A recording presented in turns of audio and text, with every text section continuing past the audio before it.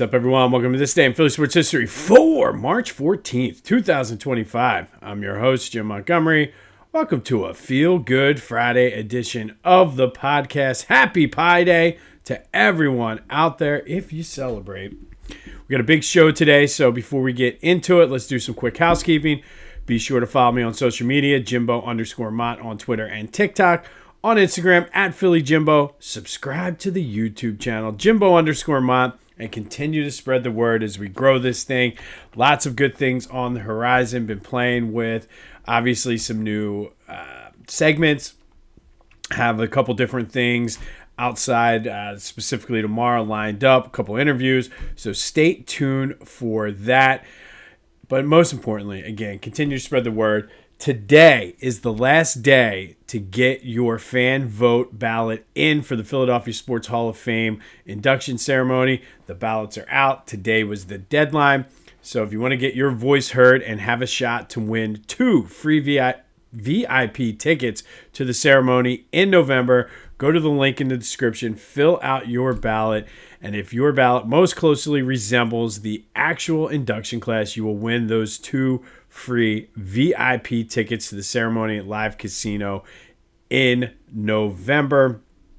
But again, time is running out for that. And if you need help with the possible candidates, there's a PDF in there as well with their bios.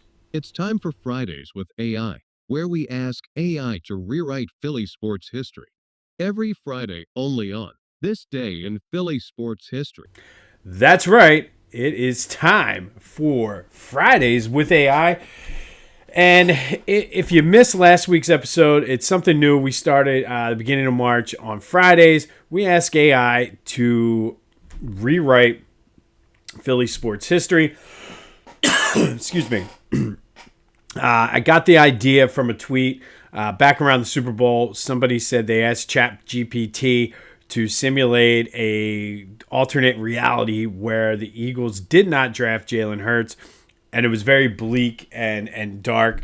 But I was like, we could have a lot of fun with this. So here we are, our second Fridays with AI. And last week we did the dream matchup between the 2017 Eagles versus this year's Super Bowl champion Eagles. And depending on the quarterback, that's who won the game. And AI is very high on Carson Wentz, and we'll leave it at that. But the Carson Wentz-led team did beat this year's team, where the Nick Foles team didn't do much against this defense. But it got me thinking for this week.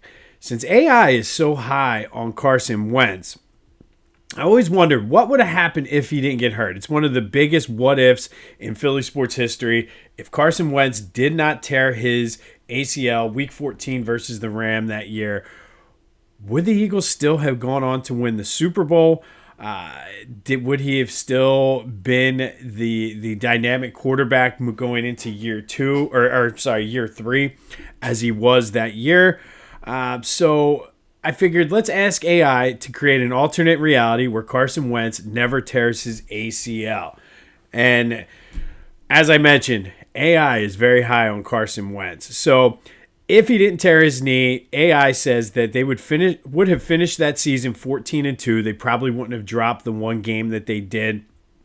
Carson would have ended the regular season with 4,600 passing yards, over 40 touchdowns, just 8 interceptions, would have won the MVP. But most importantly, what would have happened during that playoff run? Easily beat the Falcons, not the struggle that it was with Nick Foles. And then again, completely dominates the Vikings, throwing for 325 yards, 4 touchdowns, and a 41-17 win versus the Vikings to get the Eagles to the Super Bowl. And they expected him to outduel the GOAT Tom Brady in the Super Bowl as well. Super Bowl 52, Eagles win 38-33. Carson throws for 310 passes, 3 touchdowns, wins the Super Bowl MVP. Not far-fetched. I'm okay with it. But as we know, when Carson came back from the injury, took him a while. Then he was all up in his feelings because of Nick Foles. Asked Dougie P and the coaching staff to change the playbook. All that craziness. So had he not hurt his ACL, what would have happened? Well, they come back in 2008 with another MVP-like season, but they lose in the NFC Championship game to Drew Brees and the Saints. Again, maybe not so far-fetched if he didn't tear his ACL. This is where it gets crazy, though. In 2019, he leads them to Super Bowl 54 and loses a shootout to Patrick Mahomes. Again, AI really loves Carson Wentz. Then they come back in 2020, go back to the Super Bowl, gets his revenge in Super Bowl 55 against Patrick Mahomes, and all of a sudden the talk around the NFL is Mahomes versus Wentz. Who is the best quarterback in the league? And it's really, that is the discussion, and they specifically said this in the report I got. They talk about it on sports talk shows all over the country, national shows, Mahomes versus Wentz. But it gets better. So 2021, finally Wentz suffers a pretty major injury, gets a high ankle sprain halfway through the season. Is not able to really come back from that. And they're bounced by the Rams in the playoffs that year. Rams obviously went on to win the Super Bowl. But then 2022, Super Bowl 57, the same Super Bowl the Eagles did make it to with Jalen Hurts. AI thinks Super Bowl 57, the Eagles make it back to the Super Bowl, this time playing the Cincinnati Bengals, and the Eagles beat the Bengals. They said they still get A.J. Brown, and there is such chemistry between A.J. and Carson that it's phenomenal. And A.J.'s loving it. Everybody else is loving it. Then in 2023, they go back to the Super Bowl, lose Super Bowl 58 to the Chiefs and Patrick Mahomes, further extending that rivalry. And we kind of stopped there because it didn't give anything for the 2024 season, I guess, because it's still in AI speak processing it. But overall, AI thinks if Carson Wentz did not get hurt, he would have won 3 Super Bowl titles, 1 Super Bowl MVP, 2 league MVPs. And if he remained completely healthy, then the rest of his career would have probably thrown for 50,000 plus yards and over 350 touchdowns. He was a clutch performer in the playoffs. A lot of those playoff games, as I was reading through it, he led them on late drives to win games. So just clutch, especially in the Super Bowl. He has that budding rivalry with Mahomes. It kind of impacts Patrick Mahomes' legacy somewhat. But he was on a Hall of Fame trajectory, according to AI, if he did not take out his or tear his ACL against the Rams that year. The Eagles still draft Jalen Hurts, who was a good backup for Carson Wentz. Ended up trading him to the Patriots, where he had some success. Wasn't what he was now. Got them to the playoffs, but did not win a Super Bowl. But Dougie P becomes a legend, an offensive mastermind. As they say, one of the best coaches to ever coach if Carson Wentz did not tear his ACL. So what are your thoughts on this? Personally, I think the knee injury definitely changed him. I don't necessarily think that the knee injury made his ego and just mental makeup as fragile as it was. I think it always was. As soon as there was adversity. But according to this scenario with Dougie P and Carson Wentz, there wouldn't have been much adversity for Carson Wentz, and maybe he would have kind of grown into that leadership role. I think this might be a bit far-fetched. I still think he could have been successful if he didn't tear that knee. I think the knee really hurt him, and the fact that they went on to win the Super Bowl just compounded the entire thing. But that is Fridays with AI. AI is very high on Carson Wentz. We will take a shift from Carson Wentz and the Eagles for next week. But what do you think? I think that leads in, obviously, to Friday's question of the day now. Do the Eagles win the Super Bowl if Carson Wentz did not get hurt? I think it's a fair, legitimate question because they were able to catch that lightning in a bottle. They certainly seem like they would have, but would Carson Wentz have been able to go toe-to-toe with Tom Brady, like AI says that they would have? 267-495-8531. That is the Back to the Future voice and text line. Get that. Anything else Philly sports related off your chest. Let me know your thoughts on Fridays with AI. I think AI may have had a little bit too much to drink last night. Very high, like I said, on Carson Wentz, but who knows? I mean, he certainly, before the knee injury, was absolutely playing like a guy who could have done all this had he continued to get the experience and remain healthy. So maybe it's not that far-fetched. Maybe AI is smarter than what I'm giving it credit for, which is kind of scary. But question of the day, would the Eagles have won the Super Bowl if Carson Wentz did not tear his ACL? Let me know your thoughts on that. All right, back to reality now. Flyers with a 4-3 shootout win over the Tampa Bay Lightning yesterday, ending their 5-game losing streak. Bobby Brink had 2 goals. Matvei Mishkov with the game-winning shootout goal to give the Flyers the victory. They now have 15 games left in their season, currently slotted for, if everything falls the way it should, the 8th pick. And once we get there, I'll explain it. But I think if you thought the NBA lottery system was screwy because it's so secretive, the NHL one is not secretive and it's even more confusing. So I'll get into that. So I don't think from 8th they can get much higher than 4th, I believe, or 3rd. But either way, they're actually still in the thick of the wild card race, 6 points back of the Columbus Blue Jackets. Like I said, 15 games left. It's going to be a tough one, but we'll see where it goes. And speaking of lottery chasing, Sixers are in action tonight against the Pacers. No Tyrese Maxey, no Paul George. That's a good thing, as they currently are 5.5 games back of the 10th play-in spot, or 10th place, which is the play-in spot, with 17 games left to play.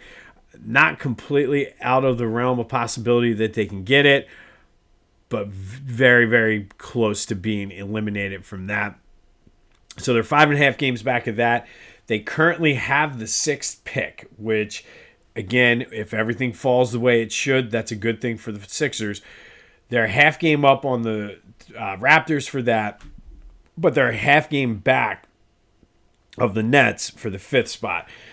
So it looks like those are the 3 teams we're going to really be focusing on. They could move up higher than 5th, although it's going to take a lot to do that. So we'll have an updated standings list. Hopefully the Sixers are able to kind of slot into that 5th spot as we go on. All right, Phillies news. And before we get into that, let's recap yesterday's question of the day.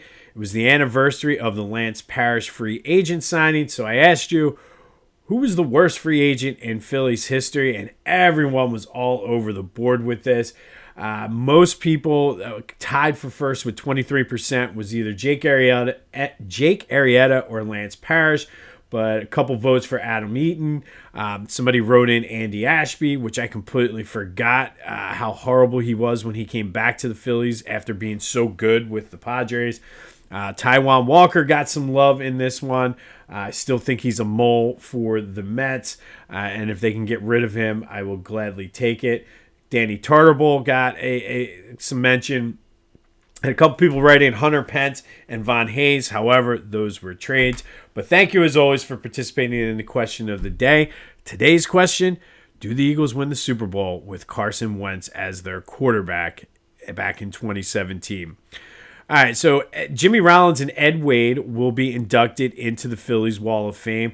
I'm actually okay with both of these, and I really wish the Phillies would not do somebody every year, but these 2 guys certainly, I think, are deserving. Rollins, for obvious reasons, MVP, helped lead them to a World Series, all-time hits leader. He is a fringe Hall of Fame player.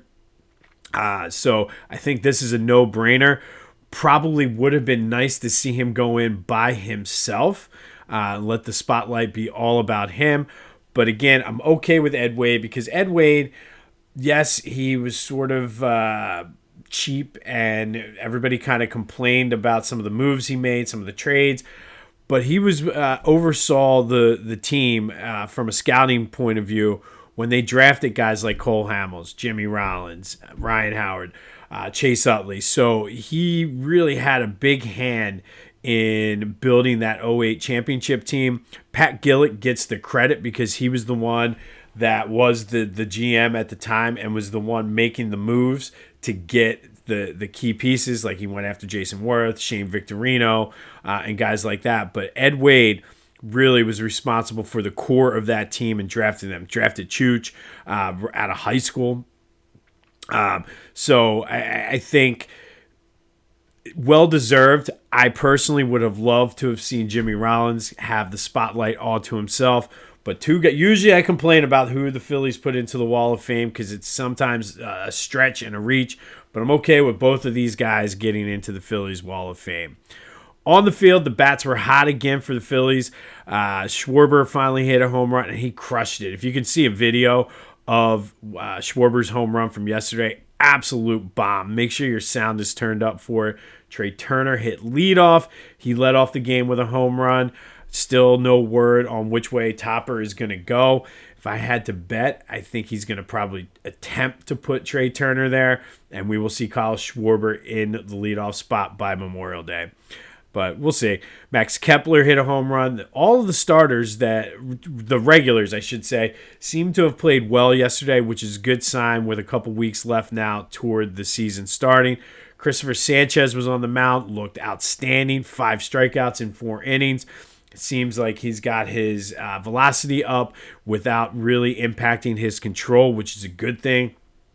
So get me to opening day. That's the next benchmark on the calendar. Get me to opening day. The Eagles did make some signings yesterday, as I kind of expected. They went bargain shopping, signed Josh Uche, and I'm okay with this. He signed him to a 1-year deal. This is another one of those in Howie we trust, low risk, high reward type signings. He's a former second rounder out of Michigan, so I am familiar with him. Interesting kind of little backstory to this. Being a Michigan guy, he looked up to Brandon Graham and wanted to kind of model his game after Brandon Graham. Now he has a shot to actually replace Brandon Graham on the Eagles, so it's a pretty cool story. I'll be rooting for Uche. But again, this isn't going to move the needle.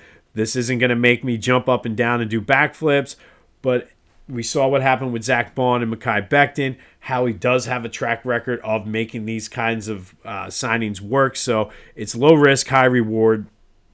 I'm okay with it. They signed tight end Harrison Bryant. I don't know if he's going to get much playing time unless he's going to be the backup to someone. He's a special teams guy. Again, not moving the needle whatsoever. And then Adoree Jackson they signed from the Giants, which is an interesting name. He's an 8-year vet. I don't know what the plan is. Maybe he's coming in to push these younger guys to play better during camp and come in and have a shot at the starting cornerback role. This also, though, could be, so keep an eye on this. This could be one of those moves that as training camp opens and guys start getting hurt, that Howie might be able to schneid his way into a draft pick or something, because currently as it is, I wouldn't imagine that with the draft capital they invested in those guys, that this Adoree Jackson is going to take over for Keely Ringo or even Cooper DeJean or whoever. I like Cooper in the slot, but Adoree Jackson can play the slot too. But I don't think, and maybe this is, like I said, just a way to push Keely and some of those younger guys. But don't be surprised if Adoree Jackson ends up being sort of a trade thing in the preseason when guys start to get injured and teams see that they have needs. But that's all we got for the Eagles. We'll continue to monitor them as they go through bargain bin shopping for free agency. And then Big 5 news, Temple lost yesterday. Their season probably is basically over. Villanova lost. Their season likely is over too. They may have a shot at the NIT. Kyle Neptune's career might be over with the Villanova Wildcats. And Fran Dunphy's career is officially over as LaSalle lost to St. Joe's yesterday. So really, in the Big 5 now, we have the Drexel women playing Townsend this afternoon at 2:30. And then St. Joe's taking on Dayton tonight at 7:30, I believe that game is. So all we got left are the St. Joe's Hawks and the Drexel Women Dragons to root for. March Madness sucks when there's no Philly teams in it, but I digress. Be sure to check out my boys at the Clashing Conferences podcast, wherever you get your podcasts, as well as on YouTube. Also at clashingconferences.com. They have a lot of good things happening with their fan network. You can get your voice heard as well. Go to the website, see what they have to offer. Check out the podcast, but go see how you can get involved and have your voice heard with the clashingconferences.com. And then go to Philly Goat. What can I say about Philly Goat that I haven't said already? Trust me, just go scroll through their website. You'll see at least 5 things that you want to buy. And when you buy them, you can save 10% by using the promo code Jim Montgomery. So go to Philly Goat, get geared up for the summertime. Tons of t-shirts. They have the canvas loafers. They have the slides for you right now. If you're a golfer, they have golf shirts. So go. You won't be disappointed. Go to phillygoat.com. Be sure to use the promo code Jim Montgomery to take 10% off of your order. All right. Since the St. Joe's Hawks are the only team left, and it is March Madness, let's go back to 1991 today. And on this day in 1991, the St. Joe's Hawks pulled off the biggest upset in St. Joe's history, probably the biggest upset in Big Five history, possibly one of the biggest upsets in NCAA history when they shocked the number 1 overall seed and number 1 ranked team in the country, the DePaul Blue Demons, 49-48 in the second round of the NCAA tournament. John Smith hit a layup with 3 seconds left to give the Hawks the win. The Hawks were coached by Jimmy Lynam. Yes, Jim Lynam, before he coached the Sixers and before he was on Sixers pre- and post-game show, he coached the St. Joe's Hawks. His team used stout defense to shut down the Blue Demons, held them scoreless for the final 6 minutes and 28 seconds of the game. They also held All-American Mark Aguirre to a career-low 8 points. You might remember Mark Aguirre from the Detroit Pistons. But it set up a Sweet 16 matchup with Boston College, which the Hawks also won 42-41. They would eventually lose to Indiana, who would be the national champion that year in the Elite Eight. But on this day, back in 1981, St. Joe's pulled off the biggest win in school history when they shocked the DePaul Blue Demons 49-48 in the NCAA second round, moving on to the Sweet 16, where they actually would make that Elite Eight run before bowing out to eventual national champion Indiana. See, Big Five used to be fun. Finally, the Women's Big Five Hall of Fame spotlight. Today, we're spotlighting Jewel Clark from Penn. She went there from 2001 to 2004. She was the 2004 Ivy and Big Five Player of the Year. She was 3-time All-Ivy and 3-time Big Five. She was a 2-time Ivy League champion. Now, this is cool because both of those Ivy League championships were the first 2 NCAA tournaments in Penn's history. So Jewel Clark played a big role in getting Penn's women to the NCAA tournament for the first time. As when she graduated, she was second on the Penn's all-time scoring list, third in rebounding.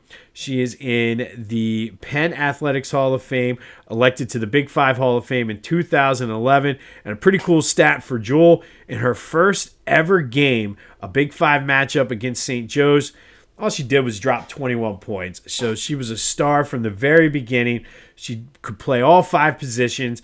Did try out for the WNBA. Didn't work out. She currently teaches down in Baltimore. But Jewel Clark is today's Women's Big Five Hall of Fame spotlight. One of the best to ever do it at Penn. Helped lead the Quakers to their first ever NCAA tournament berth. And she did it in back-to-back years. They pulled some tough draws, though, in those tournament, including UConn. So if you know anything about women's college basketball, you don't want to be playing UConn. But Jewel Clark, today we salute you. On this day in 1981, St. Joe's beat DePaul 49-48, knocking the number 1 seed out of the tournament, the number 1 team in the country, en route to an